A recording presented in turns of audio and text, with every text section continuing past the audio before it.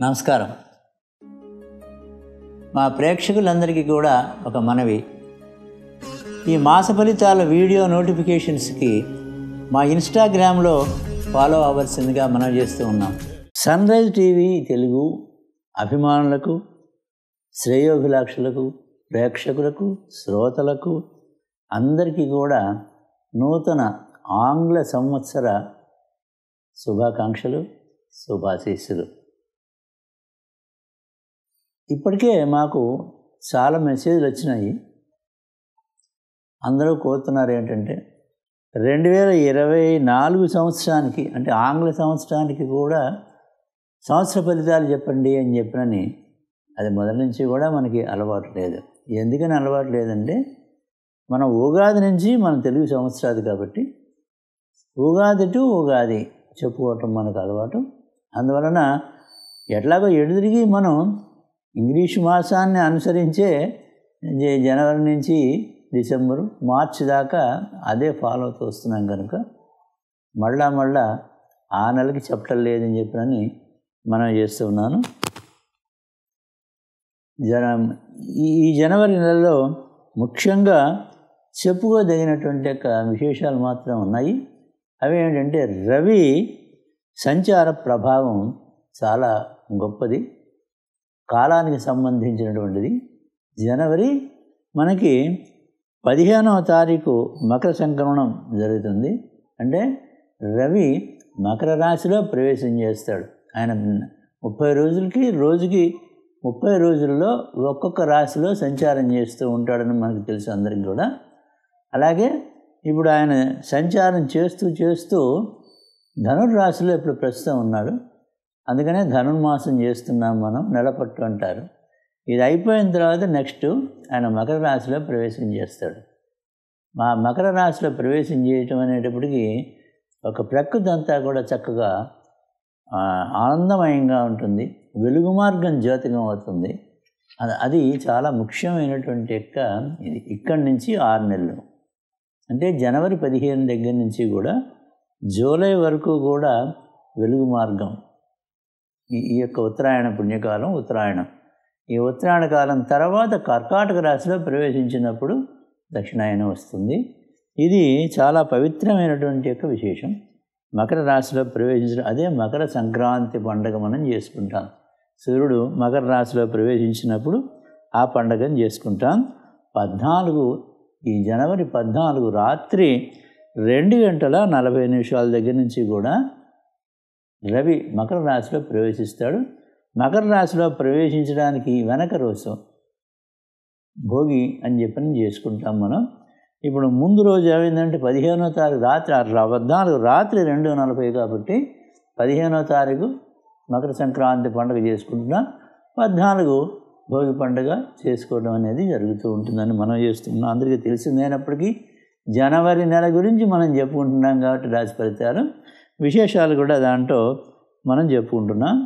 అలాగే మా యొక్క దైవం, మా గురువుగారు, గురువరేణ్యులు శ్రీ శ్రీ శ్రీ చంద్రశేఖరేంద్ర సరస్వతి మహాస్వామి వారి యొక్క ఆరాధనా ఉత్సవాలు జనవరి 8వ తేదీ జరుగుతాయి అని చెప్పినది కూడా మనం చేస్తున్నాం. ఎందుకంటే మీ ముందు నేను ఇలా ఏదో మాట్లాడుతున్నాను అనేటువంటి విశేషం వారి యొక్క ఆశీస్సుల వల్లనే లభించింది కాబట్టి వారి విశేషం కూడా ఈ జనవరిలోనే ఆరాధనా ఉత్సవాలు 8వ తారీఖున జరగబోతున్నాయి. కాబట్టి ఈ విధంగా వారిని స్మరించుకుంటున్నానని మనం చేసుకుంటూ ఉన్నాను. ఇప్పుడు రాశి ఫలితాల కార్యక్రమానికి వెళ్దాం. శ్రీ శోభకృతనామ సంవత్సర 2024 జనవరి నెల కన్యా రాశి రాశి ఫలితాల కార్యక్రమానికి స్వాగతం. హరి ఓం. గురుబ్రహ్మ గురుర్విష్ణు గురుర్దేవో మహేశ్వర గురు సాక్షాత్ పరం బ్రహ్మ తస్మై శ్రీ గురవే నమః. ఓం గణానాం త్వా గణపతిం వవామహే కవిం కవీనాం ఉపమశ్రవస్తవం జ్యేష్ఠరాజం బ్రహ్మణాం బ్రహ్మణస్పత ఆనశృణ్వన్నోతిభిः సేదసాదనం. ప్రణో దేవి సరస్వతి వాజేభిర్వాజనీవతి ధేనామభిత్రివతు. శ్రీ గురుభ్యో నమః. శ్రీ మహాగణాధిపతిభ్యో నమః. వాగ్దేవి మహాసరస్వత్యై నమః. 2024 జనవరి నెల కన్యారాశి రాశి ఫలితాలు చెప్పుకుందాం.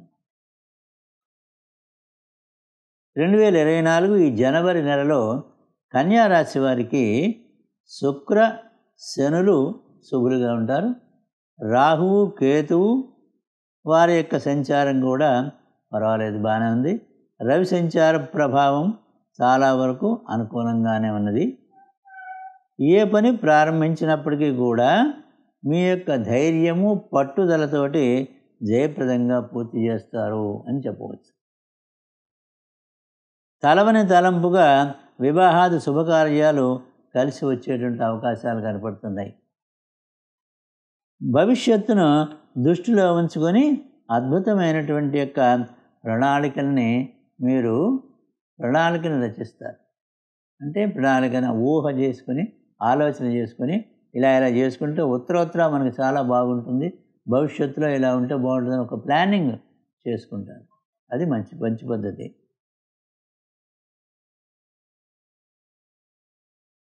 ధనాదాయం బాగా ఉన్నప్పటికీ కూడా విలాస వస్తువులను ఎక్కువగా ఖరీదు చేసేటువంటి అవకాశాలు కనపడుతున్నాయి. ఈ విషయంలో తగు జాగ్రత్త వహించి ఏది మనకి అత్యవసరమో దానికే ఖర్చు చేసి మిగతా లగ్జరీ ఐటమ్స్ నిదానంగా ఎప్పుడైనా ఇంకో నెలలో ఎప్పుడైనా ఆదాయం బాగా వస్తుంది అనుకున్నప్పుడు కొనుక్కోవచ్చును అని చెప్పి నా మనవి. రావాల్సినటువంటి ఎవరికైనా మీకు ఎప్పుడైనా మీరు ఇచ్చుంటే ఆ బాకీలు వచ్చే అవకాశములు ఎక్కువగా ఉన్నాయి. ఆరోగ్యం బాగానే ఉంటుంది. కోర్టు వ్యవహారాలు కూడా మీకు అనుకూలంగా ఉంటాయి. మొత్తం మీద జనవరి నెల ఎన్ని సమస్యలు ఎదురైనప్పటికీ కూడా వాటిని ఎదుర్కొని ఆనందదాయకంగా గడుపుతారు ఈ యొక్క కన్యారాశి వారు. వ్యాపారులకు కూడా అనుకూలంగా ఉంటుంది. ఇప్పుడు ఒక్కొక్క గ్రహాన్ని తీసుకుందాం మనం. రవి గ్రహం. రవి 12వ వాడు మీకు. 12వ వాడు అంటే వ్యయాధిపతి. వ్యయాధిపతి ఎక్కడున్నాడు? 1 నుంచి 14 వరకు కూడా, 1 నుంచి 14 అర్ధరాత్రి 2:40 వరకు కూడా ధనుర్రాశిలో సంచారం చేస్తూ ఉంటాడు. అంటే 4 సంచారం చేస్తూ ఉంటాడు ధనుర్రాశిలో. అది మిత్రక్షేత్రం. అంటే వృత్తి ఉద్యోగాల్లో రాణింపు ఉంటుంది అని చెప్పాలి. 15వ తారీఖు నుంచి కూడా మకరంలో సంచారం చేయబోతూ ఉన్నాడు. 5 సంచారం పర్వాలేదు, సామాన్యమైనటువంటి యొక్క ఫలితాలు.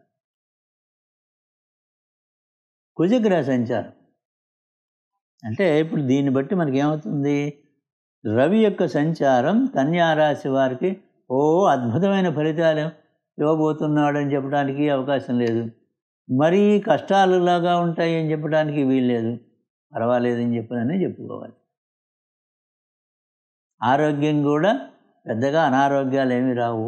అంతగా అని చెప్పనని ఏది జలుబు కూడా చేయకుండా ఉంటుందని చెప్పడానికి వీల్లేదు. సామాన్యమైనటువంటి యొక్క ఆరోగ్యం బాగానే ఉంటుంది. కుజగ్రహ సంచారం. కుజుడు మీకు 3, 8 వాడు. కన్యారాశి వాడికి 3వ స్థానం వాడు, 8వ స్థానం వాడు. ఈ యొక్క మీ కన్యారాశికి ఎక్కడ సంచారం చేస్తున్నాడు? ధనుర్రాశిలో సంచారం చేస్తూ ఉన్నాడు. ఇప్పుడు ధనుసు రాశిలో అంటే 4 సంచారం చేస్తూ ఉన్నాడు ధనుర్రాశిలో. అది మిత్రక్షేత్రం తప్ప అంతగా ఉపయోగయుక్తమైనటువంటి యొక్క సంచారం కాదు అని చెప్పాలి. కనుక మీకు అందరికీ మనం చేసేది ఏంటంటే సుబ్రహ్మణ్య భుజంగ స్తోత్రం ఆదిశంకరాచార్యుల వారు రాసినటువంటిది ఆయన టైప్ చేస్తే యూట్యూబ్ ఆన్ చేసి మీకు ఆ స్తోత్రాలు వస్తాయి. 33 శ్లోకాలు వస్తాయి. 12 నిమిషాల్లో అయిపోతుంది. చక్కగా వినండి. సాహిత్యం పైన కనపడుతూ ఉంటుంది. అది చూసి మీరు కూడా అనటం ప్రయత్నం చేయండి. ఈ వినటం అనటం దీని మూలంగా తప్పులు లేకుండా సుబ్రహ్మణ్య భుజంగ స్తోత్రం 12 నిమిషాల్లో మీరు చదువుకోగలుగుతారు. శుక్రగ్రహ సంచారం. శుక్రుడు ద్వితీయ భాగ్యాధిపతి, 2, 9 వాడు. ఎక్కడ సంచారం చేస్తున్నాడు ఇప్పుడు?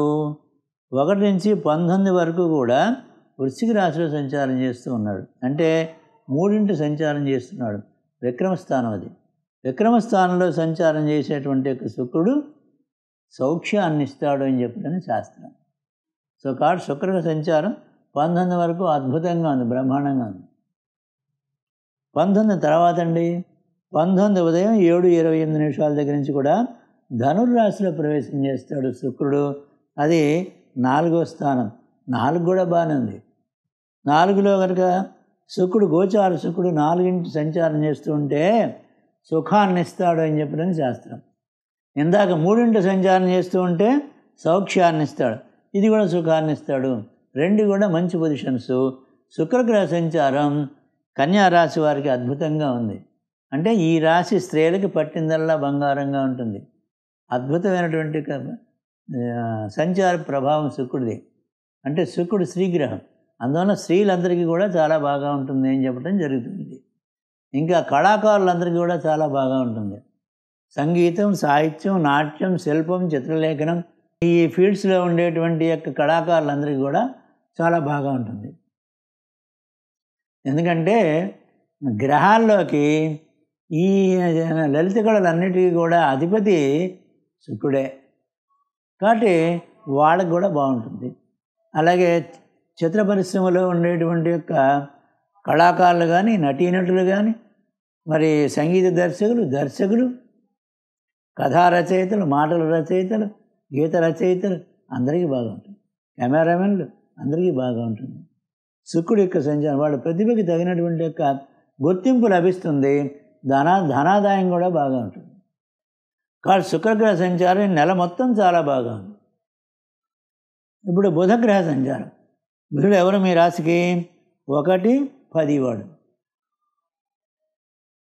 అంటే కన్యా రాశికి అధిపతి బుధుడు, పైన మళ్ళా మిథున రాశికి కూడా వాడే అధిపతి. కాబట్టి 1, 10 రాశులకి స్థానాలకి అధిపతి అయినటువంటి యొక్క బుధుడు 1 నుంచి 9 వరకు వృశ్చిక రాశిలో సంచారం చేస్తూ ఉన్నాడు. అంటే 3 సంచారం చేస్తూ ఉన్నాడు. బుధుడు కనుక మీ యొక్క రాశి వారికి, ఏ రాశి వారికి అయినప్పుడు కూడా చంద్రుడు స్థిత రాశి నుంచి, చంద్ర రాశి నుంచి కూడా 3వ రాశిలో కనుక బుధుడు కనుక ఉండేటట్లయితే శుభవ్యయం చేయిస్తాడు. అంటే వ్యయం అంటే రోగాలు రొప్పులు వచ్చి ఖర్చు చేయటం వేరు. మామూలుగా చక్కగా ఆనందమైనటువంటి సంచారం చేసుకోవడం శుభవ్యయం. ఏదైనా మంచిది కొనుక్కోవడం, వస్తువులు కొనుక్కోవడానికి, లేకపోతే ఏదైనా వేరే వస్తువులు కొనుక్కొని ఇన్వెస్ట్మెంట్ చేసుకోవడం కోసం అందని అప్పు చేసి ఇన్వెస్ట్మెంట్ చేయకండి. అది నేను మనం చేసేది. ఉన్నంతలో జాగ్రత్తగా వాటిని సద్వినియోగపరచుకోండి. ఆ సద్వినియోగపరిచేట్టు వాడే చేస్తాడు.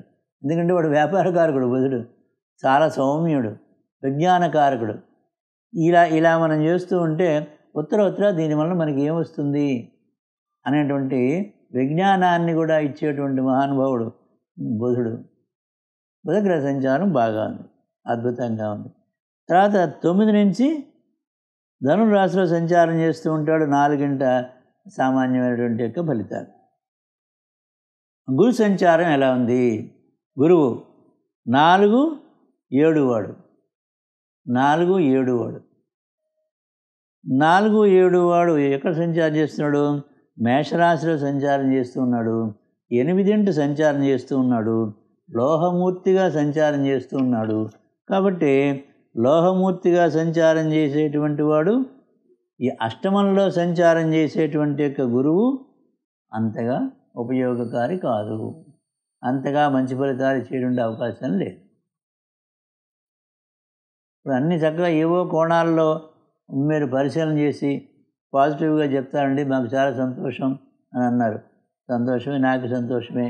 కాకపోతే ఏ కోణాల్లో నుంచి అయినా పరిశీలన మాత్రం విపరీతంగా 100 దారులు ఉంటాయి. 100 దారులు కూడా మనం పరిశీలన చేసి ఇంటికి ఏ దారిలో పెడితే మంచిదాన్ని కూడా చెప్తుంటాం. 100 దారులు కూడా బాగాలేదనుకోండి, రిపేర్లో ఉన్నాయి, కాబట్టి నాయన ఉపయుక్తంగా లేదు అనే చెప్పాలిగా. అట్లాగే ఇప్పుడు మీకు ఎంత నేను పాజిటివ్గా చెప్తాననేటువంటి పేరు ప్రఖ్యాతులు ఉన్నప్పటికీ కూడా గురువు గారు ఇక్కడ మేషరాశిలో 8 సంచారంలో లోహమూర్తిగా ఉన్నాడు కాబట్టి అనుకూలత లేదు అని చెప్పారు. అందుకని నేను చెప్పలేను. కనుక తప్పకుండా గురువుగారి యొక్క స్తోత్రాన్ని చదువుకోండి. దేవానాం చ ఋషీణాం చ గురుం కాంచ సన్నిభం నవగ్రహ స్తోత్రాల్లో గురు స్తోత్రాన్ని తీసుకుని తప్పకుండా చదవండి. ఈ రాశి వాళ్ళు, కన్యా రాశి వాళ్ళు గురు బలం వస్తే మిగతా గ్రహాలన్నీ ఎట్టా ఉన్నా ఇబ్బంది లేదు. కాబట్టి గురు బలానికి వచ్చేసుకోండి. దక్షిణామూర్తి స్తోత్రం అని చెప్పిన యూట్యూబ్ ఆన్ చేస్తే వస్తుంది, అది వినండి కనీసం చాలు. శని స్తోత్రం, శని 5, 6 వాడు దేంట్లో సంచారం? కుంభరాశిలో సంచారం చేస్తూ ఉన్నాడు. అంటే 6లో సంచారం చేస్తూ ఉన్నాడు. శని గనక 6 సంచారం చేస్తూ ఉంటే, అందులో 6 వాడు 6లో సంచారం చేస్తూ ఉంటే ఐశ్వర్యాన్ని ఇస్తాడు అని శాస్త్రం. చూసారు, శని గొప్ప అనుగ్రహం ఉంది మీకు, శని అనుగ్రహం బాగా ఉంది. 6 వాడు 6లో సంచారం చేస్తే ఐశ్వర్యాన్ని ఇస్తాడు. శని పట్టుకున్నాడు అంటే వదలరా బాబు అని చెప్పి అనుకుంటాం, వాడు ఐశ్వర్యాన్ని ఇస్తున్నాడు. ఇప్పుడు మీకు చూడండి, చూసారా? కానీ శని ఆల్వేస్ ఎప్పుడు అలాగే ఉంటాడని అనుకోవద్దు. అసలు శని యొక్క అనుగ్రహం లేనిదే మనం బతకం, ఏ ప్రాణి బతకదు. ఎందుకంటే శని వాయుతత్వం వాడు, గాలి పీల్చి వదులుతూ ఉంటేనే మనిషి బతుకున్నాడని చెప్పుకోవడం, లేకపోతే శవమే. ఎప్పుడు ఊపిరి ఆగిపోయింది అండి, శవమే కదండి. కాబట్టి మన బతికిస్తున్నవాడు ఎవడు? శని గ్రహం. వాడు మీకు అత్యంత ఉపయోగకారిగా ఉన్నాడు. కాబట్టి శని వాడి లంగ్స్ ప్రాబ్లమ్స్ కానీ, శ్వాసకోశ సంబంధమైనటువంటి యొక్క వ్యాధి, అనారోగ్యం కానీ మీకు రానివ్వడు ఈ నెలంతా కూడా. చాలా బాగుంది. రాహు యొక్క సంచారం మీనంలో సంచారం చేస్తున్నాడు, మీనరాశిలో. అంటే అది మీకు 7 సంచారం చేస్తూ ఉన్నాడు. రజితమూర్తిగా సంచారం చేస్తూ ఉన్నాడు. రేవతి నక్షత్రంలో సంచారం చేస్తున్నాడు. చాలా బాగుంది. శ్రమకు తగినటువంటి యొక్క ఫలితాన్ని మీరు పొందబోతూ ఉన్నారు.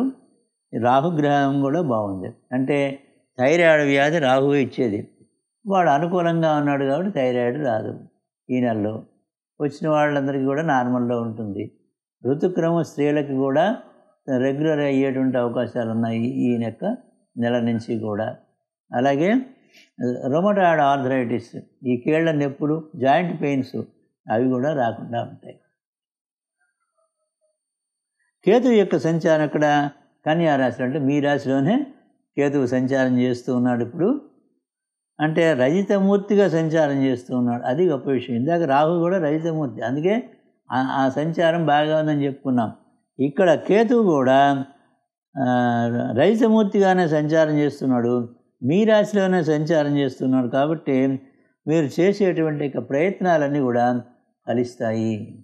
ఆధ్యాత్మికంగా, తర్వాతనేమో ఆధ్యాత్మికంగాను, తర్వాత ధార్మికమైనటువంటి విశేషాలతోటి ఈ నెలంతా కూడా మీరు సుఖ సంతోషాలతోటి ఉంటారు. విద్యార్థులు కొద్దిగా గురుబలం లేదని ఇందాక చెప్పుకున్నా, విద్యార్థులు కంపల్సరీగా గురుస్తోత్రం చదువుకోండి. ఆయన విద్యార్థులు చదువుకోవాలి గట్టిగా, ఆ గురుస్తోత్రం కూడా పారాయణ చేసుకోవాలి.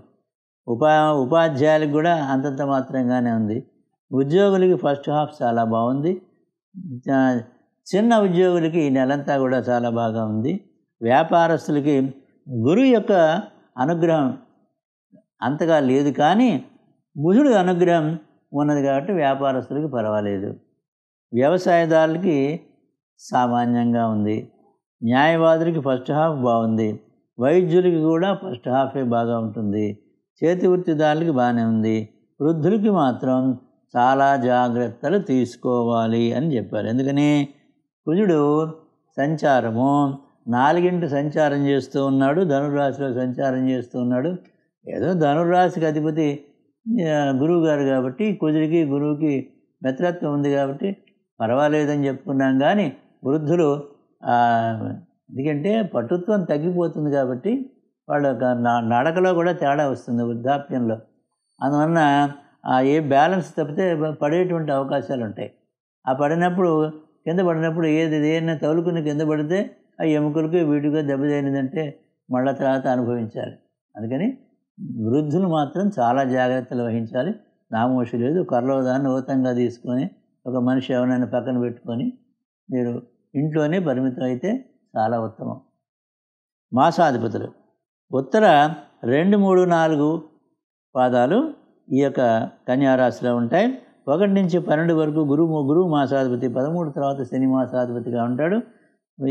వీరు సూర్య యొక్క ఆరాధన చేసుకోండి, తప్పకుండా కంపల్సరీగా చేయండి. అలాగే తర్వాతనేమో మీరు గురు స్తోత్రాన్ని పారాయణ చేసుకోండి. దేవానాం త్రిషీణాంచ గురుం కాంతుల సన్నిభం అని ఆ గురు స్తోత్రాన్ని 21 పర్యాయం చదువుకోండి. అలాగే శని స్తోత్రం నీలాంధ్ర సమాభాసం అది నవగ్రహాల్లోది 21 పర్యాయం చదువుకోండి. ఉత్తరా నక్షత్రం 2, 3, 4 పాదాల వారు.